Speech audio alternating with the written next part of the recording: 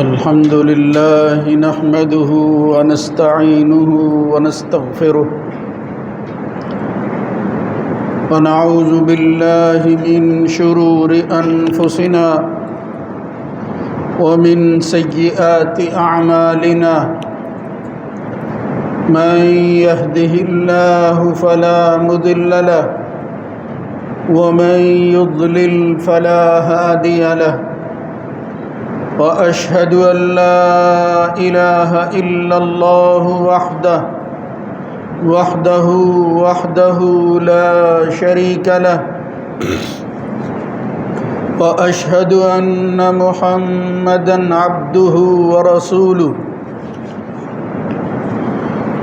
اللهم صل على محمد وعلى آل محمد كما صليت على إبراهيم وعلى آل إبراهيم إنك حميد مجيد اللهم بارك على محمد وعلى آل محمد كما باركت على إبراهيم وعلى آل إبراهيم في العالمين إنك حميد مجيد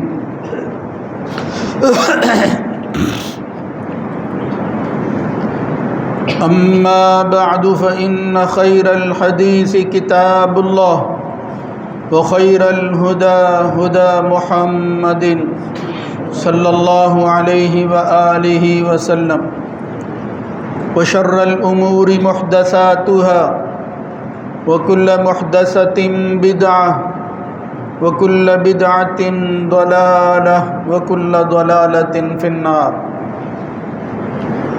ربي أعوذ بك من همزات الشياطين من همزه ونفخه ونفثه يا أيها الذين آمنوا اتقوا الله حق تقاته ولا تموتن إلا وأنتم مسلمون يا أيها الناس اتقوا ربكم الذي خلقكم من نفس واحدة وخلق منها زوجها وبث منهما رجالا كثيرا ونساء واتقوا الله الذي تساءلون به والأرحام إن الله كان عليكم رقيبا يا أيها الذين آمنوا اتقوا الله وقولوا قولا سديدا يصلح لكم أعمالكم ويغفر لكم ذنوبكم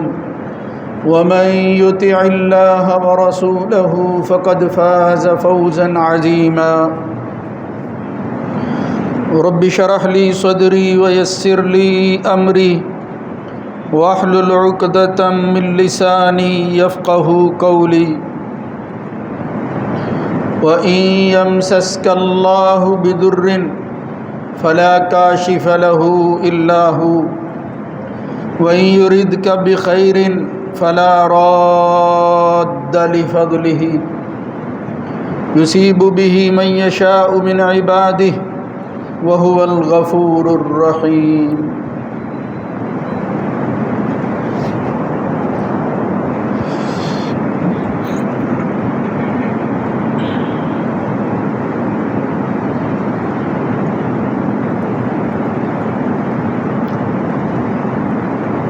اور اگر اللہ تعالیٰ کسی کو نقصان پہنچانا چاہے تو اس کے علاوہ اس کو کوئی پھیر نہیں سکتا، ہٹا نہیں سکتا، اور اگر وہ کسی چیز میں خیر اور بھلائی کا ارادہ کر لے تو اس کے فضل کو کوئی موڑ نہیں سکتا۔ وہ اپنے بندوں میں سے جس کو چاہتا ہے یہ پہنچا دیتا ہے، اور وہی معاف کرنے والا، بخشنے والا، مہربان ہے۔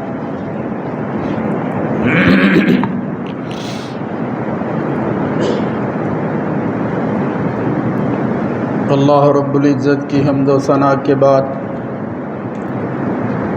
درود و سلام سید الرسل خاتم النبیین جناب محمد الرسول اللہ صلی اللہ علیہ وآلہ وسلم کی ذات گرامی پر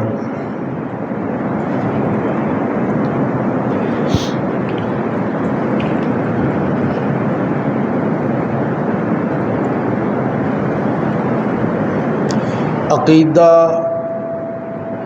اور نظریہ یا سوچ و فکر یہ اعمال کی بنیاد ہے۔ اسلام نے اس فکر کے حوالہ سے لفظ عقیدہ ہی بولا ہے، یعنی وہ پختہ نظریات جس کی بنیاد پر انسان یہ یقین رکھ کے کوئی کام کرتا ہے کہ میرا یہ عمل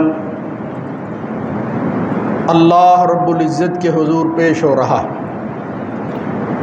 وہی اس کو جانتا ہے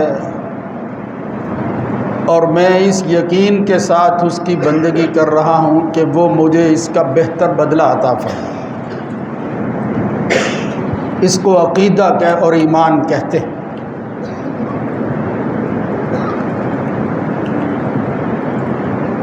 جب بھی کسی قوم کی طرف اللہ تعالیٰ نے اپنا نمائندہ بھیجا ہے تو ان لوگوں نے اس قوم کی اصلاح میں سب سے پہلے عقیدے پر محنت کی ہے۔ ظاہر ہے عقل کا تقاضا بھی یہی تھا کہ اگر کسی کی فکر اور سوچ ہی کے اندر نقص موجود ہو، اس کی فکر کے اندر، اس کی سوچ کے اندر خلا رہ جائے تو اس کی بنیاد پر ہونے والے اعمال بھی اسی طرح کے ہوتے ہیں جس طرح اس کی سوچ ہوتی ہے۔ اس لیے قرآن مجید ہو یا دوسری آسمانی کتابیں، اس میں بڑا مرکزی نقطہ جس کے گرد یہ ساری دینی تعلیمات گھومتی ہیں وہ عقیدے کی اصلاح ہے۔ آخر کار محمد الرسول اللہ صلی اللہ علیہ وآلہ وسلم پر جب نبوت اور رسالت کا سلسلہ ختم ہوا تو آپ نے اپنی بعثت میں اسی چیز کو مرکزی کردار کے طور پر اپنایا اور اس کی اصلاح میں کوئی کسر نہیں چھوڑی۔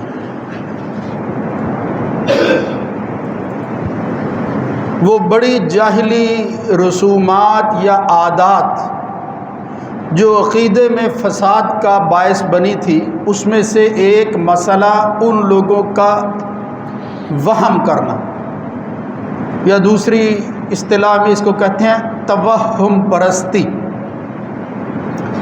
ایسی چیزوں سے ڈرنا یا ایسی چیزوں سے امید رکھنا جن کا تعلق شریعت اور دین کے ساتھ نہیں بلکہ اس کے منافی ہے، جن پر عمل کرنے سے براہ راست عقیدے پر حملہ ہوتا ہے، اللہ پر یقین اس کے اندر نقص آتا ہے، کمی واقع ہوتی ہے۔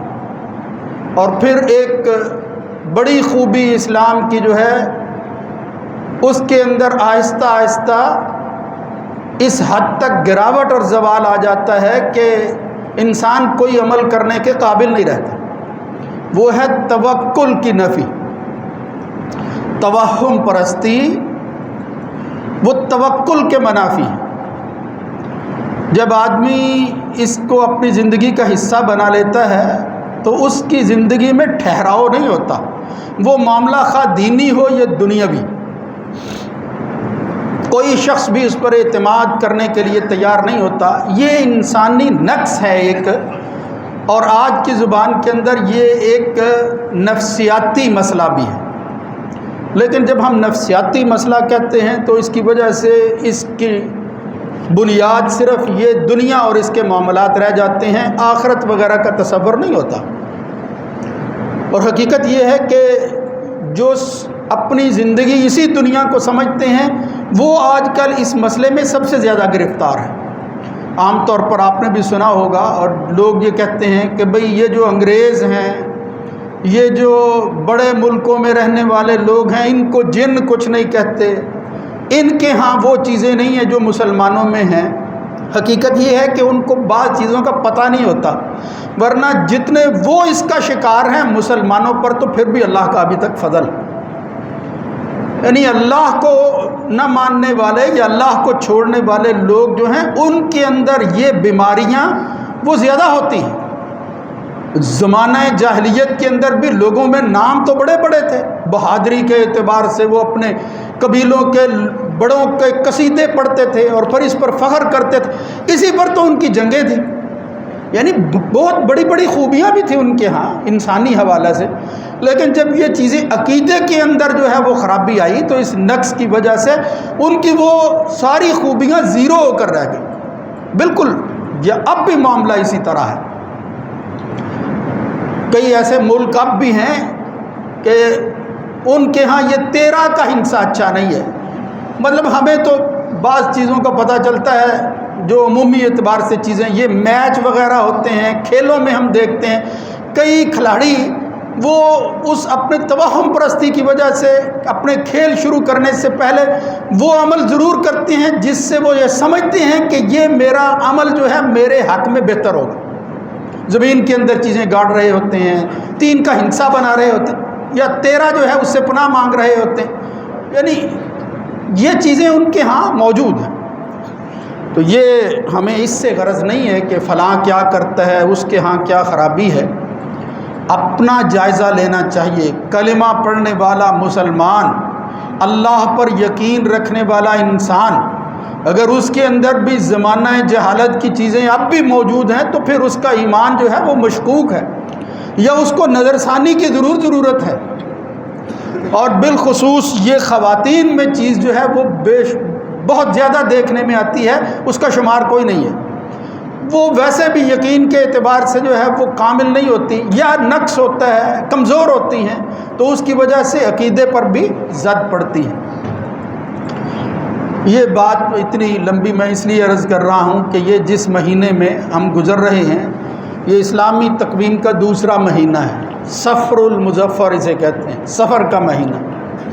اس کے حوالہ سے جہالت میں جاہل لوگ وہ بھی خود ساختہ تصورات جو ہیں انہوں نے گھڑے ہوئے تھے، حرمت کے مہینے جو ہیں وہ گزرتے، وہ بھی ایک رسم ہی تھی، یعنی وہ کو اللہ رسول کی بات نہیں تھی، بس ان کے ہاں جو چیز مروج ہو جاتی، اور یہ ہر وہ جس کے عقیدے، فکر اور سوچ کے اندر کوئی بنیاد نہ ہو وہ اسی طرح رسموں پر ہی زندگی گزارتا ہے۔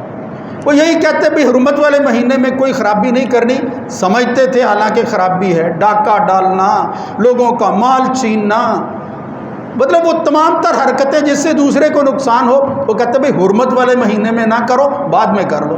جس طرح ہم بھی کہتے ہیں بعض دفعہ، یار میں نے روزہ رکھا ہوا ہے میں جھوٹ نہیں بولتا، یار میں اللہ کے گھر میں ہوں میں جھوٹ کیسے بول سکتا ہوں؟ مطلب باہر جھوٹ جائز ہے، روزے کے بغیر ہر کام جائز ہے۔ یہ کیا خود ساختہ چیزیں ہیں جو انسانوں نے اپنائی ہوئی ہیں۔ تو ان کے ہاں بھی یہ تھی کہ بھئی حرمت والے مہینوں میں کچھ نہ کرو، اور جب کھانے پینے کو کچھ نہ رہے، مکانات جو ہیں وہ خالی ہو جائیں ضرورتوں سے، تو پھر سفر کا مہینہ جو ہے اس میں وہ کسر پوری کریں جو حرمت والے مہینوں میں نہیں کر سکے تھے۔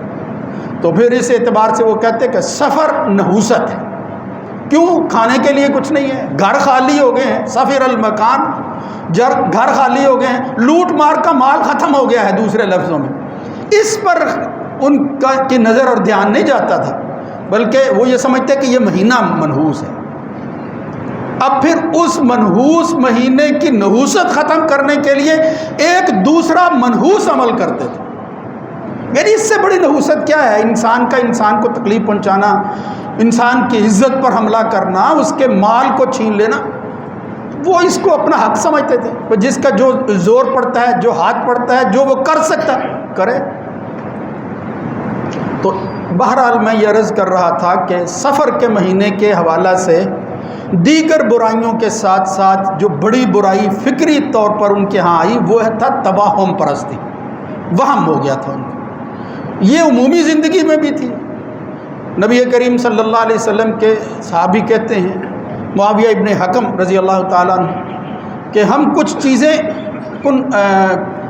اموراً کننا نصنعها فی الجاہلیہ، یا رسول اللہ صلی اللہ علیہ وسلم، زمانہ جہالت میں، جاہلیت میں ہم کچھ کام کرتے تھے، کننا نأتی الکہان، جب کوئی کام کرنا ہو اللہ کے ساتھ لو لگانے کی بجائے ہم کاہنوں کے پاس آتے کہ بھائی بتاؤ میرا یہ عمل جو ہے یہ ٹھیک ہے یہ غلط ہے، کیا بنے گا؟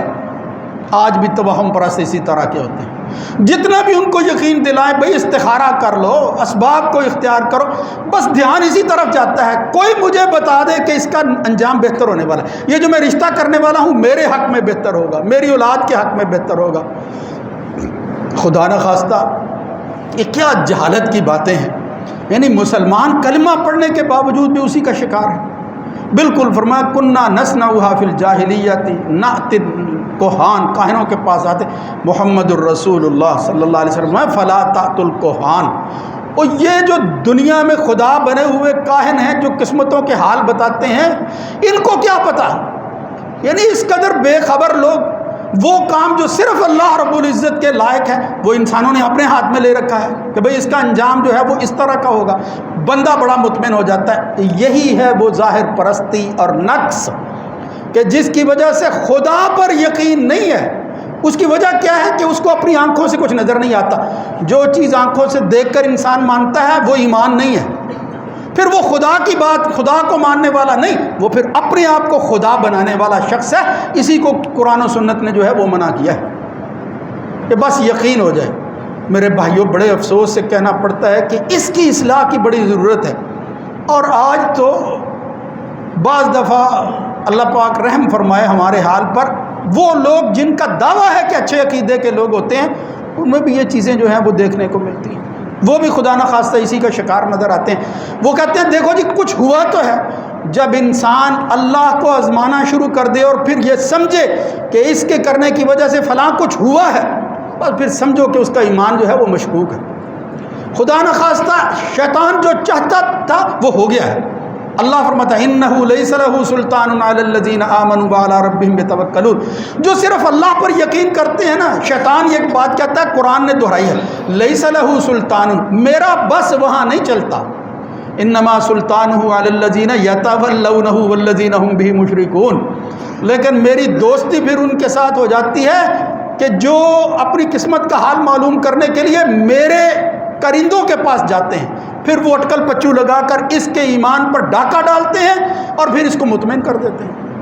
یتولونہ والذین ہم بہ مشرکون۔ تو یہ توہم پرستی، یہ جاہلانہ کہانت، ان میں سے ایک کام یہ تھا کننا نتطیروا، وہ کہتے ہیں یا رسول اللہ صلی اللہ علیہ وسلم ہم بدشگونی لیا کرتے تھے۔ یہ بدشگونی میں ترجمہ کر رہا ہوں، وہ تو وہ یہی سمجھتے کہ قسمت کا حال معلوم کرتے تھے پرندوں کے ذریعے، وہی رسم ہے۔ آج بھی چوکوں میں دیکھیں کئی جگہ پر آپ کو بالخصوص مزارات کے ارد گرد، یہ جہاں انسان کے عقیدے پر جو ہے وہ زد پڑتی ہے نا، جہاں ایمان جو ہے وہ ختم ہوتا ہے، جہاں شیطنت غالب آتی ہے، اس کے ارد گرد آپ کو اس طرح کی دکانیں بڑی نظر آئیں گی۔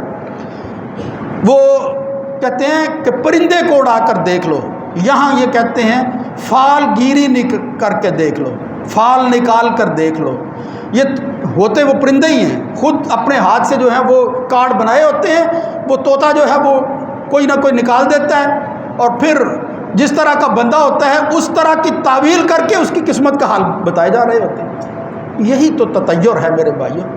محمد الرسول اللہ صلی اللہ علیہ وسلم نے فرمایا ذالک شیء یجدہ احدکم فی نفسہ، قربان جائیں آج کی یہ سائیکالوجی، یہ نفسیات کے ماہر اس کے قریب بھی نہیں پہنچ سکتے۔ کیا بات کی محمد الرسول اللہ صلی اللہ علیہ وسلم، فرمایا یہ الجھنوں میں اور اصطلاحوں میں جانے کی ضرورت نہیں ہے کہ یہ کس طرح کی سائیکی ہے جو انسان کے اندر آ جاتی ہے۔ فرمایا شیء یجدہ احدکم فی نفسہ، یار دل میں خیال آتا ہے، جب آدمی جو ہے وہ اس خیال کو عملی طور پر ان کے ذریعے دیکھنے کی کوشش کرتا ہے تو پھر وہ یہ سمجھتا ہے کہ یہ میرے حق میں جو ہے وہ بہتر ہوگا، یہ نقصان ہوگا، مجھے اس سے پتہ چلے گا۔ فلا یصدنکم، یاد رکھو جب کسی کے بارے میں اللہ کے علاوہ کوئی دل میں خیال ایسا آ جائے کہ پتہ نہیں یہ جو ہے وہ بہتر ہوگا یا نہیں، پتہ نہیں ایسا ہوگا یا نہیں، تو فلا یصدنکم، پھر وہ کام اللہ پر توکل کرتے ہوئے کر گزرو۔ معاملہ کیا ہے؟ اللہ پر توکل کرنا، بھروسہ اور اعتماد، یقین اللہ پر ہونا چاہیے، پھر وہ کر گزرو۔ اللہ رب العزت جو ہے وہ پھر ایسے بندے کی لاج رکھتا ہے. وَمَن يَتَوَکَّلْ عَلَى اللَّهِ فَهُوَ حَسْبُهُ، جو اللہ پر بھروسہ کرتا ہے پھر اللہ دوسروں سے ہٹ کر اس کے لیے کافی ہو جاتا ہے. اللہ فرماتا ہے اب کسی اور جگہ جانے کی تجھے ضرورت نہیں. وَعَلَى اللَّهِ فَتَوَکَّلُوا إِن كُنتُم مُؤْمِنِينَ، اور اگر تم مومن ہو تو پھر اللہ پر توکل کرو. پھر اپنی قسمتوں کے حال پرندوں سے کیوں معلوم کرتے ہو؟ وہ بھی یہی کرتے تھے. اور پھر کچھ پرندے بیچارے پرندے الو، اب بھی آپ ہم نام لیتے ہیں فوراً ذہن میں آتا ہے یار الو بڑا منحوس ہوتا ہے. یہ الو کسی جگہ بول رہا تھا. کوا بولے تو مہمان آ رہا ہے، الو بولے تو یار کوئی کام خراب ہونے والا ہے، کوئی مرنے والا ہے شاید. اللہ رحم، اللہ کا تو نام ہی نہیں وہاں ہوتا، رحم ہی ہو، پتہ نہیں کیا ہونے والا. ماننے والے چلو اللہ کا بھی نام لے لیتے ہیں، وہ بھی یہی کرتے. منحوس کر دیا اس وقت سے لے کر اب تک یہی سوچ ہمارے ہاں جو ہے وہ ڈیولپ ہے، اور اسی پر جو ہے وہ دنیا سوچ رہی ہے اور عمل کر رہی ہے. تو میرے بھائیو یہ بات تو خیر لمبی ہو گئی. میں جو عرض کرنا چاہتا تھا کہ توہم یہ جاہلی نقص ہے، عقیدے کی خرابی ہے. اس کی پرستش نہیں، اللہ پر توکل کرتے ہوئے کسی بھی کام کو اسباب کے اختیار کرنے کے بعد استخارے کے ساتھ کرو. استخارہ کیا ہے؟ صحابی کہتے ہیں یعلمنا النبی صلی اللہ علیہ وسلم الاستخارۃ کما یعلمنا القرآن. معاملات کے اندر جس طرح اللہ کے رسول قرآن سکھاتے ہیں نا، اللہ کی وحی ہے، استخارہ بھی اسی طرح سکھاتے تھے. یار کرنے والا میرے بھائیوں یہ کام ہے جو محمد الرسول اللہ صلی اللہ علیہ وسلم نے سکھایا. اب بدقسمتی تو یہ ہے کہ اس استخارے کے اندر بھی ایسی واہیات چیزیں داخل کر دی گئی. بھئی فلاں صاحب جو ہیں وہ کسی جگہ بیٹھے ہوئے ہیں، وہ میری قسمت کا حال بتائیں، ابھی ذرا آنکھیں بند کر کے استخارہ کر کے بتاؤ کہ یہ کام میں کروں یا نہ کروں. جہالت ہے بالکل. یعنی وہی چیز ہے، صرف جو ہے وہ طریقہ بدلا ہے، یا بعض طریقے بھی اسی طرح کے ہم نے اختیار کر. اور اللہ کے بندو، استخارے کا صرف یہ مطلب ہے کہ یا اللہ میں انسان ہوں، اپنی کوشش اور محنت جو ہے وہ میں نے کر لی ہے، اس کے بعد اس کے اندر خیر ہے یا نہیں، یہ میرے حق میں بہتر ہے یا نہیں، یہ تجھے معلوم ہے. میں معاملہ کسی اور کے سپرد نہیں، تیرے حوالے کر رہا ہوں. اگر تو سمجھتا ہے کہ یہ میرے حق میں بہتر ہے تو حالات میرے موافق کر دے، اور اگر بہتر نہیں ہے تو پھیر دے. اللہ میرے لیے کوئی اور راستہ جو ہے وہ نکال دے، میں اس کو اختیار کر لوں. لیکن یہاں بھی وہ توکل کی کمی کی وجہ سے یہ استخارہ کرنے والے بھی خوابوں کا انتظار کرتے رہتے ہیں. فلاں خواب ٹھیک ہے، اگر کوئی اشارہ ہو جائے اللہ کی طرف سے وہ تو معاملہ اور ہے، رجوع کر لیں، پوچھ لیں لوگوں سے جو متعلقہ ہیں. لیکن یہ کوئی ضروری بات نہیں ہے کہ آپ کو بھی خواب ہی آئے تو پھر جو ہے وہ یقین کے ساتھ آپ وہ کام کریں. معاملہ اللہ کے سپرد کرنا ہے. تو یہ سفر المظفر کے حوالہ سے کچھ چیزیں تھیں کہ توہم پرستی سے جو ہے وہ اپنے آپ کو بچانا ہے، اللہ پر اعتماد اور یقین پیدا کرنا ہے. محمد الرسول اللہ صلی اللہ علیہ وسلم نے یہ ساری چیزیں جتنی تھی فرمایا لا عدوى ولا طیارۃ، یہ متعدی بیماری کوئی چیز نہیں ہوتی. حالانکہ بعض دفعہ خود نبی کریم صلی اللہ علیہ وسلم نے منع کر دی، بلکہ اسی حدیث میں آتا ہے لا عدوى ولا طیارۃ ولا حامۃ. یہ الو کو منحوس سمجھنا، یہ پرندوں سے قسمت کا حال معلوم کرنا، متعدی بیماری، یہ فرمایا کوئی چیز نہیں ہے. پہلے نفی کر دی کہ یقین کرو کہ یہ کچھ نہیں ہے. فرمایا فر من المجذوم کما تفر من الاسد، لیکن اپنے آپ کو اس منزل پر پہنچا دینا جس سے جو ہے وہ تمہاری اپنی آزمائش بھی ہو، اور پھر اس کی وجہ سے وہ تمہارے ایمان کی کمزوری جو ہے وہ تمہارے لیے رکاوٹ بن جائے اس کام کے کرنے میں. تو فرمایا اللہ کو نہ آزماؤ ایسی چیزیں کہ جس کے اندر جو ہے وہ شک پیدا ہو سکتا ہے، جس میں تمہارے ایمان کی آزمائش ہو سکتی ہے اور ایمان کی کمزوری کی وجہ سے معاملہ الٹ بھی سکتا ہے، اس سے بچو. یہ خود کو جو ہے وہ ایسی متعدی بیماری والے لوگوں کے ہاتھ پہنچا دینا، اسی طرح جو ہے ایسی جگہ پہنچ جانا جہاں جو ہے وہ بیماری پھیل رہی ہے، وبا کا حصہ بن رہی ہے دوسری چیزیں، آپ بھی وہاں جو ہے وہ جان بوجھ کر شامل ہو جائیں. یعنی یہ سمجھنا، یہ باور کروانا کہ مجھے اللہ پر یقین ہے، میں نہیں کچھ بھی سمجھتا. اصل بات یہ ہے کہ بیماری ہے اپنی جگہ، لیکن اس بیماری کے اندر مسبب یا مؤثر چیز کیا ہے؟ وہ اللہ رب العزت کا حکم ہے. ورنہ بیماریاں یہ پچھلے سالوں یہاں جو بیماری آئی، جو بیماری تھی یہ پتہ نہیں اس کی کیا حقیقت تھی. ہم نے دیکھا کہ بظاہر یہ ایسا لگتا تھا، بہت سے لوگ اس کا شکار ہو گئے، اللہ رب العزت نے بے شمار لوگوں کو بچایا ہوا تھا. تو یہ اللہ کے فیصلے ہیں، اس لیے یہ ضروری نہیں ہے کہ اس کا اطلاق ہر بندے پر ہو. کہنے کا مطلب یہ ہے کہ اپنے آپ کو آزمائش میں ڈال کے کسی خطرناک چیز کا حصہ بننا، یہ بھی شریعت نے جو ہے وہ اجازت نہیں دی۔ فرمایا فر من المجذومی، اگر مجذوم یعنی یہ جذام کی بیماری والا آدمی، یہ طاعون وغیرہ اور اسی طرح یہ پھوڑے پھنسیاں اس حد تک وبا کی حد تک پہنچ جاتی ہیں، بندہ مر جاتا ہے، جذام اسے کہتے ہیں، یہ بیماری والا آدمی جس کے جسم کے اندر خدا نخواستہ جو ہے وہ اس طرح کے آثار ہوتے ہیں، بندہ قریب نہیں جا سکتا۔ فرمایا فر من المجذوم کما تفر من الاسد، جس طرح آدمی شیر سے بھاگتا ہے نا، اس سے بھی اسی طرح بھاگو۔ اپنے آپ کو یعنی خود کسی تکلیف میں نہ ڈالو، بلکہ کیا کرو، اس کو مؤثر نہ سمجھو، ساری تاثیر اللہ کے حکم کے اندر جو ہے وہ شامل کرو، لیکن ان چیزوں کو، یہ جو اسباب اور ذرائع ہیں، اللہ کے سپرد کرو، آپ کو نہیں پتہ چل سکتا اس کی حقیقت۔ دیکھو کتنا توازن ہے دین اور شریعت کے احکامات کے اندر۔ محمد الرسول اللہ صلی اللہ علیہ وسلم کی اپنی بھی عادت تھی، جب بھی آپ کوئی کام کرتے اور اس کے اندر فعال لیتے تھے، یہ پرندوں سے نہیں بلکہ اچھے نام سے فعال ہے، کان یحب الاسم الحسن، اللہ کے رسول اچھے نام کو پسند کرتے تھے۔ مثلا کسی جگہ پتہ چلا یا راشد یا نجیح، کسی نے کہا، فرمایا یہ خیر والا کام ہونے والا ہے۔ وہ صلح حدیبیہ کے موقع پر صحیح بخاری میں آ رہا ہے، نبی کریم صلی اللہ علیہ وسلم نے جب دیکھا کہ کافروں کی طرف سے آنے والے شخص کا نام سہیل ابن عمر ہے، سہیل ہے، سہل ہے، تو فرمایا سہل اللہ لکم امرکم، اللہ رب العزت جو ہے وہ تمہارے معاملے کو آسان کرنے والا ہے۔ یعنی خیر کی فعال لینا، خیر کا کلمہ، الکلمۃ الصالحہ، اچھا کلمہ جو ہے وہ سننے کے بعد اللہ کی طرف جو ہے وہ منسوب کرنا کہ اللہ میرے لیے بہتر کرنے والا ہے۔ یہ نہیں ہے کہ اگر وہ بہتر نہ ہو تو کہیں یہ اللہ نے بہتر نہیں کیا، وہ تمہاری سمجھ کے مطابق اس میں بھی کوئی خیر ہے۔ بظاہر جو ہے وہ بہتری کے فیصلے انسان کرتا رہتا ہے، جس میں بعض دفعہ نقصان ہوتا ہے، اللہ کے ہاں وہ بھی انسان کے لیے بہتر ہوتا ہے۔ جس میں انسان کو کچھ بہتری ملتی ہے، خیر ملتی ہے، وہ بعض دفعہ اس کے لیے نقصان کا سبب ہوتا ہے۔ یہ معاملے سب اللہ کے سپرد کرنے چاہیے۔ تو عرض کرنا یہ ہے کہ مہینہ ہو صفر کا، مہینہ ہو ربیع الاول کا، مہینہ ہو محرم کا، اس کو اسی طرح گزارنا ہے جس طرح محمد الرسول اللہ صلی اللہ علیہ وسلم نے گزارنے کا حکم دیا ہے، یقین کے ساتھ، توہم کے خاتمے کے ساتھ گزارنا ہے۔ جس طرح فرمایا لا عدوہ ولا طیرۃ ولا حامۃ ولا سفر، یعنی سفر کے مہینے ہی کو، پچھلے خطبے میں جس طرح میں نے عرض کیا تھا کہ اللہ فرماتا ہے یہ بندہ مجھے اذیت دیتا ہے، تو فرمایا لا تسبوا الدہر، نام زمانے کا لیتا ہے، نقصان جو ہے وہ اذیت اللہ کو پہنچاتا ہے۔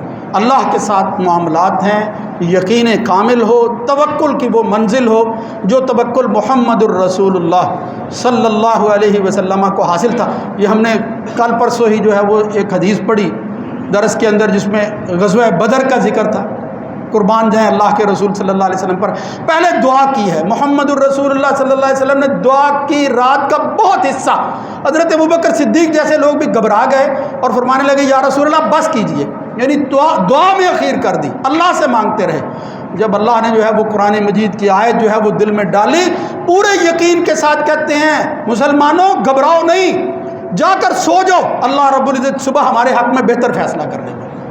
بالکل اسی طرح مدینے میں پہنچے ہیں نبی کریم صلی اللہ علیہ وسلم، اور حالت یہ ہے کہ ہر وقت خطرہ ہے، رات خود بھی بعض دفعہ نہ سوتے، آپ کے صحابہ جو ہے وہ پہرا دیتے تھے کہ اللہ کے رسول کو جو ہے وہ مارنے کے لیے لوگ سازشیں کر رہے ہیں۔ اللہ رب العزت نے قرآن مجید میں آیت اتار دی، واللہ یعصمک من الناس، اے نبی اللہ تعالیٰ تجھے لوگوں سے جو ہے وہ بچا کر رکھے گا۔ محمد الرسول اللہ صلی اللہ علیہ وسلم نے پہرے داروں سے کہا، سعد ابن ابی وقاص وغیرہ جیسے لوگوں سے، اور میرے صحابہ جا کر خاموشی سے جو ہے وہ پورے اطمینان اور سکون سے سو جاؤ، اللہ نے میری حفاظت کا ذمہ لے لیا۔ یہ ہے وہ منزل، یہ ہے وہ مقام جو مومن کو حاصل ہونا چاہیے، اللہ کے ساتھ معاملہ ہونا چاہیے۔ اگر یہ عقیدہ اللہ کو ماننے کا ہے تو انشاءاللہ پھر اس دنیا کے اندر بھی خیر ہوگی، اللہ تعالیٰ آخرت میں جو ہے وہ بھی بہتر فیصلہ کرے گا۔ اقول قولی ھذا استغفر اللہ لی ولکم۔